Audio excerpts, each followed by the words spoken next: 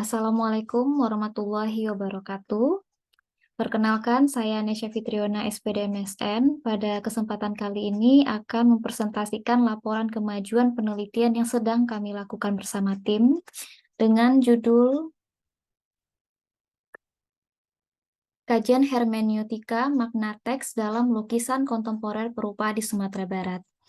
Adapun tim peneliti, yaitu saya sendiri selaku ketua, kemudian beranggotakan 3 dosen. Yang pertama adalah Bapak Asra Ilal Khairi, SPD MPD dari Prodi Pendidikan Seni Rupa. Yang kedua adalah Ibu Dwi Mutiasari, SDS MDS dari Prodi Desain Komunikasi Visual. Dan yang ketiga adalah Bapak Firza, SPD MPD dari Pendidikan Sejarah. Baik, saya mewakili teman-teman akan mencoba mempresentasikan laporan dari kemajuan penelitian kami. Penelitian ini merupakan penelitian pemula. Adapun tujuan dari penelitian ini adalah mengkaji makna visual teks dalam lukisan kontemporer perupa yang ada di Sumatera Barat. Penelitian ini berpijak dari observasi yang kami lakukan dalam kurun 2 dekade ini. Kami telusuri dari beberapa event pameran yang ada di galeri swasta maupun pemerintah. Terdapat kecenderungan menarik pada lukisan-lukisan kontemporer yang dihadirkan oleh para perupa. Nah, di antaranya yaitu yang kami lihat adalah kehadiran teks yang tidak biasa sebagai elemen penyusun dalam rangkaian makna lukisan yang hadir. Nah, visualisasi teks ini kami lihat berupa huruf, angka, kalimat, dan terkadang ditata berserakan, bahkan terbalik, dan tampak memiliki makna ungkap tersendiri. Hal ini cenderung berbeda dengan perkembangan seni rupa yang sebelumnya, di mana seniman-seniman banyak memiliki kecenderungan dalam visualisasi simbol-simbol tanpa menghadirkan teks. Nah, hal ini menjadi menarik untuk digali dan diinterpretasikan sebagai sebuah catatan pembacaan terhadap perkembangan proses kreatif seniman yang ada di Sumatera Barat. Hal ini juga berkaitan dengan pencatatan pencapaian artistik perupa pada periode tertentu yang berkemungkinan memiliki hipotesis berkaitan dengan perwakilan nilai historis. Hal ini bisa berkaitan dengan jiwa zaman atau zeitgeist yang sedang berkembang, atau juga berkaitan atau dilatar belakangi oleh budaya bertutur yang dimiliki oleh Minangkabau atau Sumatera Barat, dan wilayah pemikiran perupa yang selalu berkembang. Urgensi penelitian ini yaitu kami rasa penelitian ini menjadi penting untuk menambah pencatatan historis dan perjalanan perkembangan seni lukis yang ada di daerah, baik itu secara akademik, masyarakat seni, dan masyarakat pada umumnya, serta menambah pendalaman wilayah apresiasi terhadap karya seni lukis yang merupakan hasil dari pemikiran intelektual seniman yang kreatif dan khas di setiap daerahnya. Adapun metode penelitian yang kami lakukan, penelitian ini bersifat metode penelitian deskriptif kualitatif atau penelitian deskriptif. Kemudian untuk mengetahui makna visualisasi teks dalam lukisan kontemporer perupa di Sumatera Barat, pendekatan yang kami lakukan yaitu menggunakan pendekatan hermeneutika. Hermeneutika di sini sangat banyak sekali teorinya. Kami menggunakan teori Hans Georg Gadamer yang meliputi kajian hermeneutika historis, hermeneutika dialektis, dan hermeneutika prasangka, serta hermeneutika linguistik. Pendekatan ini kami lakukan karena salah satunya adalah kebanyakan dari membaca karya, pada umumnya peneliti memakai pendekatan estetika. Namun dalam hal ini, kami harap ini sebagai novelty dengan menggunakan pendekatan hermeneutika, di mana di sini ada peran penafsir, di mana penafsir juga memiliki hak untuk menafsirkan karya-karya berdasarkan 4 poin yang ditawarkan oleh Gadamer tadi, yaitu historis, dialektis, prasangka, dan juga linguistik. Kemudian untuk tahapan penelitian yang dilakukan, kami melakukan yang pertama itu observasi, kemudian melakukan wawancara dengan wawancara semi terstruktur, dan juga dokumentasi yang kami lakukan dari berbagai katalog pameran yang kami dapatkan untuk mendapatkan sampel-sampel yang kami harapkan bisa menjawab pertanyaan dari penelitian kami. Kemudian sumber data yang kami lakukan itu terdiri dari data primer, yaitu dari wawancara itu sendiri, kemudian ada data sekunder, yaitu dari studi dokumentasi atau dokumen tadi. Kemudian karya lukisan perupa yang dikaji kami pilih menggunakan purpose sampling, di mana kriterianya yaitu pertama karya perupa yang memiliki kecenderungan sering menggunakan teks sebagai metafor dalam karya-karya lukisnya. Nah, kemudian indikator atau mungkin kriteria yang kami gunakan untuk memilih perwakilan perupa itu adalah kami memilih perupa yang eksis serta produktif dalam berkarya lukis dan aktif mengikuti kegiatan pameran. Nah, berdasarkan dari teknik pemilihan data tersebut yang dari purpose sampling ini, maka kami memilih 4 perupa yang akan dijadikan sebagai penelitian kami terhadap karya-karyanya. Yang pertama itu adalah kami nanti akan memilih atau mengambil salah satu dari karya lukis. Yang pertama dari perupa Syahrial Yayan, kemudian yang kedua dari Yasrul Sami, yang ketiga dari Dika Adrian, dan yang keempat dari Yon Indra. Beberapa karya yang akan kami pilih nanti untuk kami kaji berdasarkan kriteria tersebut, yang kami harapkan mampu mewakili analisis untuk menjawab permasalahan dan tujuan dari penelitian ini. Selanjutnya, pengumpulan data yang kami lakukan melalui Miles dan Haberman, di mana terdapat 3 kegiatan penting dalam menghimpun data. Yang pertama itu adalah reduksi data, kemudian nanti kami akan melakukan penyajian data, dan nanti kami juga akan melakukan verifikasi.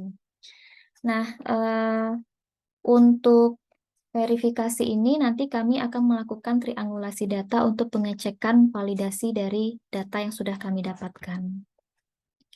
Selanjutnya yaitu draft hasil penelitian yang dicapai selama proses berlangsung ini adalah kami sudah melakukan wawancara dari keempat narasumber yang sudah kami pilih berdasarkan kriteria purpose sampling tadi. Kami sudah melakukan wawancara dengan perupa Syahrial atau disebut kami akrab dengan menyebutnya Yayan. Kemudian kami juga sudah melakukan wawancara kepada narasumber yang kedua yaitu Bapak Yasrul Sami, yang ketiga Yon Indra, dan juga Saudara Dika Adrian. Nah, pada sesi wawancara ini memang kami membutuhkan proses, sehingga draft hasil capaian yang kami dapatkan belum sampai pada pembahasan, tapi masih berada pada paparan data. Karena di sini kami masih mendapatkan data atau masih mengumpulkan data, kemudian kami coba reduksi, tapi belum kami analisis sesuai dengan pendekatan Gardner. Karena memang juga ada berbagai kendala di lapangan, misalnya dalam wawancara kenapa tidak bisa berlangsung dengan segera, karena juga ada beberapa dari narasumber yang terlibat dengan kegiatan di luar daerah. Seperti itu.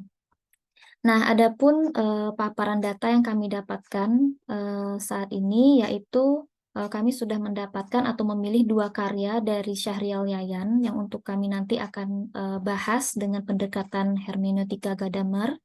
Yang pertama itu adalah karya lukisan yang berjudul Sisi Ungkap Wilayah Gelap. Ini adalah salah satu karya yang dipamerkan dalam pameran Matrilini di Galeri Taman Budaya Sumatera Barat.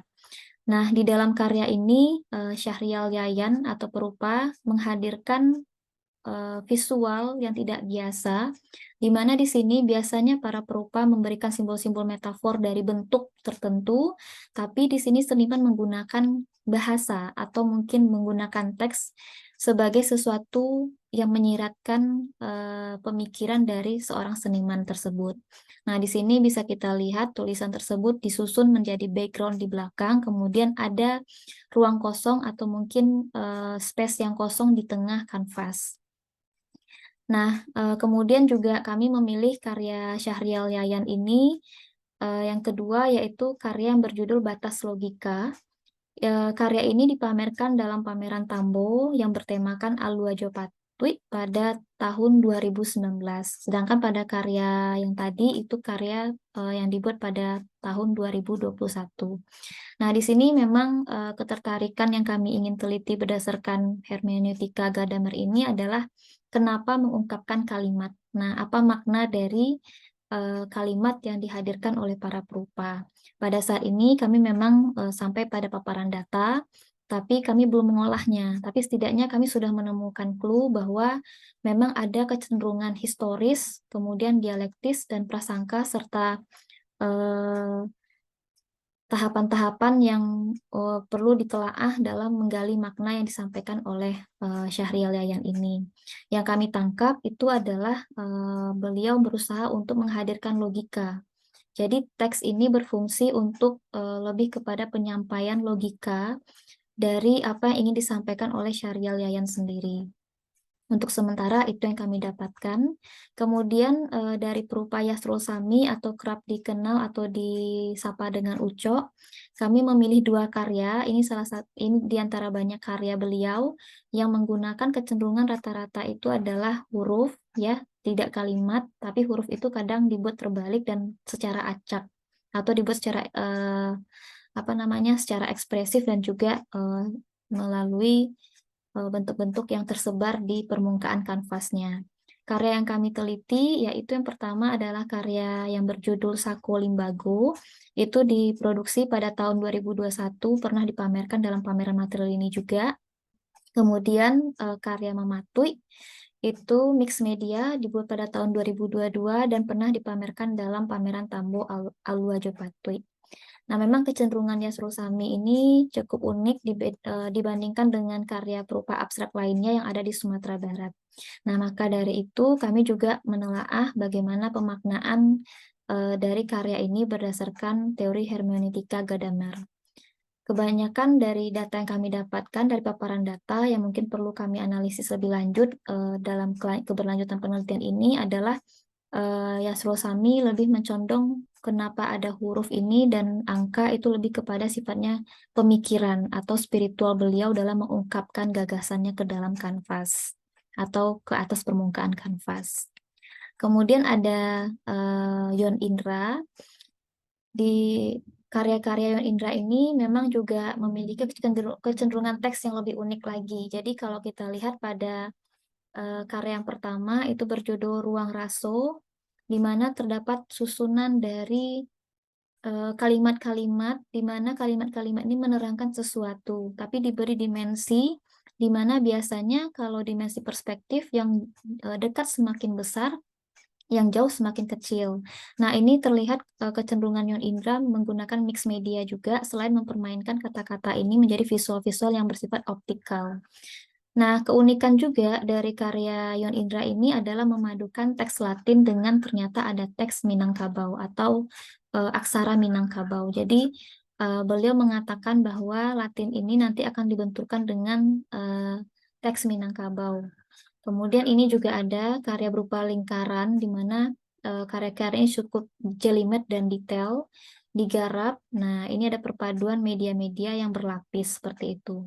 Nah, sejauh ini dari hasil wawancara yang kami dapatkan, pemaknaan yang nanti akan kami bedah berdasarkan pendekatan Gadamer adalah karya-karya ini lebih menyampaikan bahwa perupa ini ingin menghadirkan sebuah ruang ilusi dan ruang nyata, di mana karyanya ini menjadi perspektif yang kritis seperti itu. Nah, kemudian ada Dika Adrian juga, ini salah satu perupa muda yang kami pilih karena memang kecenderungan juga cukup unik, di mana tidak hanya visual yang unik, tetapi juga karya-karya Dika Adrian ini juga selalu menyediakan ruang kosong untuk penulisan teks. Nah, di sini yang kami pilih karyanya ada 2, yaitu karya Human Trust, itu pernah dipamerkan dalam katalog pameran material ini pada 2021, dan juga karya yang berjudul Meet, itu kami dapatkan dari katalog pameran pandemi Hahahihi dan sakit lain di obat yang pernah dilaksanakan oleh Pekanan Tumpah. Nah, karya-karya ini berbeda dengan 3 perupa lainnya.